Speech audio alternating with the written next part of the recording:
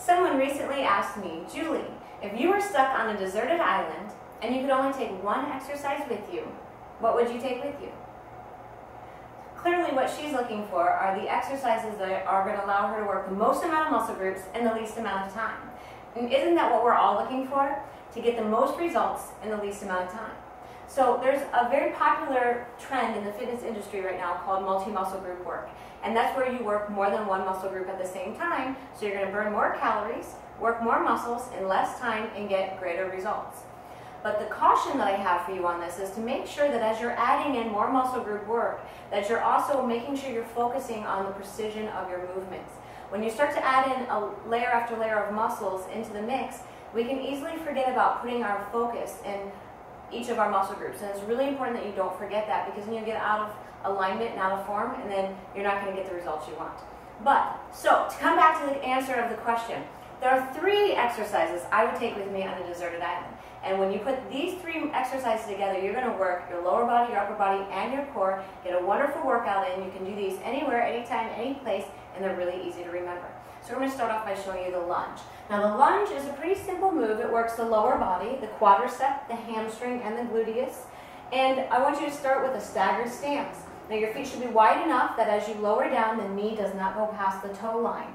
And then you come straight back up. The abdominal wall pulls in, the rib cage is lifted, the back is tall, and the shoulders are tall as well. It's very common for people to want to lean forward sometimes with this movement, so I really want to caution you against that and encourage you to keep your back tall and make sure you breathe through every movement. Exhale on your way down and inhale as you push your way back up. And let's switch to the other side. Same rules apply. Slowly lower down and push yourself back up. Now as you push yourself back up, I want you to feel that glute squeezing you up. The back of that leg, that hamstring pushing you up. On the way down, think about the top of that leg, the quadricep controlling the movement.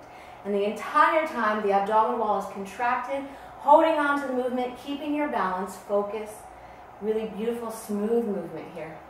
Last 2. You can do as many of these as your body says is okay, but keep it something that's going to allow you to fatigue, but not get out of alignment. When you start to get too tired, the body starts to break down, and you got to pay attention to those signs, because you want to be strong and powerful in your movements, not broken down. Now let's move on to the next exercise, and this is to work the chest, the back, the shoulders, the arms, and the core. And it's the most popular move of the day, the push-up. I know not everybody loves the push-up, but it gives you so many great results in so many different places in the upper body and core. You can start on your knees with your hips forward or on those toes. Eyes are going to look 1 or 2 inches in front of you, and you're going to slowly lower down to a 90-degree bend in those elbows and push yourself back up. Now, as you do this, remember, if it becomes too much, just drop to those knees. Some tips I have for this. Squeeze the legs, squeeze the glutes, squeeze the abdominals as you're doing your push-up. It will help you have a much stronger, more powerful push-up. So I'm going to do a few more with you right now, but keep in mind, as you do these, you want to exhale on the way down, inhale on the way up. Strong and powerful body, strong and powerful arms, strong and powerful energy. All comes from that movement. So again, do as many as are right for your body. How many does that mean? Try it out one day. See how many you can do before you come to fatigue. And then use that as your baseline. And then every day that you do your push-ups, just maybe think about at least meeting that mark, or every so often adding one onto that. So you're building your way up. Last move, working the abdominal wall, lower core, upper core, and obliques. Your abdominals are consisting of those 4 muscles, so we've got to do something that works all 4 muscles. Come down onto your back, create a chair position with those legs, start to extend those feet out, so you're working the lower core. Now we're going to lift the shoulders up off the mat, engaging the upper core. Now you're going to push that hand over the knee, reaching that shoulder across your heart line. This is now working your side abdominals, known as the obliques. These are the muscles that shape your waistline. Oh yeah, so you want to get up and get over. Beautiful job. And again, I would say the first time you do this, see how many you can do before you run into fatigue. And make sure you're honoring your body, always staying precise with your movements.